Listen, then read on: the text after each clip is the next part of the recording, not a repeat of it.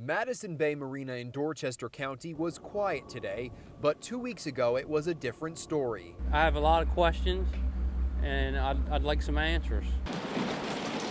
Dean Price works out of the marina. He says on January 14th he found this device mounted underneath the stern of his boat. He called 911 not knowing if it was a bomb or not. According to reports, the Dorchester County Sheriff's Office and Maryland State Police arrived on the scene, as did Natural Resources Police Sergeant Randy Bowman. WBOC was told that Bowman sent the police away. A bomb technician arrived and removed the device, which was not a bomb. It was then turned over to DNR. I've never seen anything like it, and I'm learning as I go. Just trying to figure out what is going on. Brackets were found on other boats in Dorchester County, but no devices were attached. We contacted DNR for comment on the matter. We were referred to Sergeant Art Windemuth with the Natural Resources Police.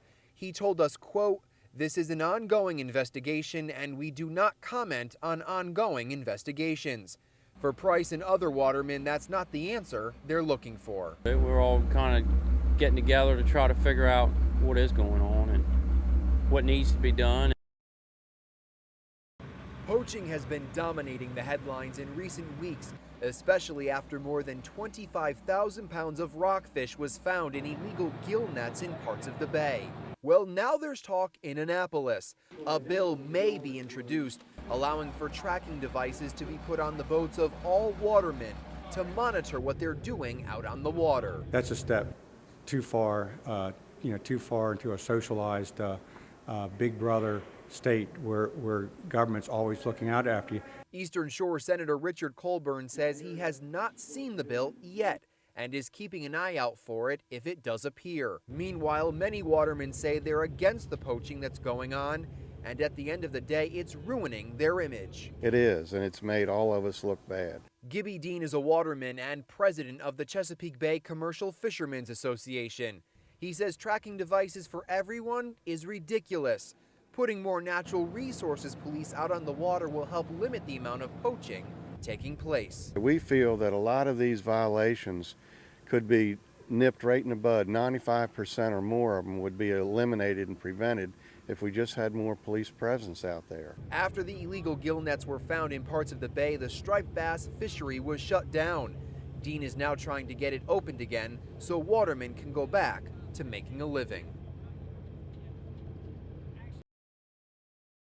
The Department of Natural Resources is sending a clear message. Stop asking us about our investigations. We're working as hard as we can to get the job done. Deputy Secretary Joseph Gill says the department sent out this statement after weeks of questions and inquiries about those tracking devices. The gist of the statement was we were thinking perhaps people don't understand that we can't jeopardize our investigations. The department says it obtained a court order for the tracking devices and did everything by the book. We always go by way of court order in accordance with law.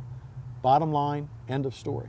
But Senator Richard Colburn says he doesn't understand why DNR can't say which county circuit court it used. I think they ought to tell us what circuit court they utilized to get the warrant to put tracking devices on watermen's boats. 2 weeks ago, Senator Colburn asked DNR Secretary John Griffin if he had authority to use the tracking devices. There was a long pause before his answer, which left some people skeptical. DNR commented today on that pause. Secretary Griffin felt that the better part of candor was to say, yes, we did have a court order, to put the question to rest. That was the reason for the pause. DNR also says the publicity surrounding these tracking devices has alerted poachers and lawbreakers out on the water, reducing their chances of being caught. DNR's message was clear. We are not going to release any more information about our investigations. But one Midshore delegate says that's not going to happen. Don't write a letter to me telling me that you're going to dictate to us what we can and can't do. Michael Smeagol represents District 36. He says he and others want to see the actual court documents and where they were obtained from before tracking devices were put on the boats of several watermen. DNR says it did in fact file the proper paperwork, Now the Eastern Shore delegation is getting Governor O'Malley involved. The governor said that they would look into that and get it to us, so we're waiting to get verification that in fact there was some probable cause for placing these tracking devices on the watermen's boats. In the meantime, Smeagol says he is introducing a bill that would require DNR to have a court order every time they use a tracking device. DNR released the following statement regarding the bill. "We are aware of it and are looking into it. We've not had a chance to analyze it." They can do their investigation of the watermen. We can do our investigation of them. That's our duty, and we're going to continue it, and they should stop trying to interfere with our investigation of how they conducted their investigations.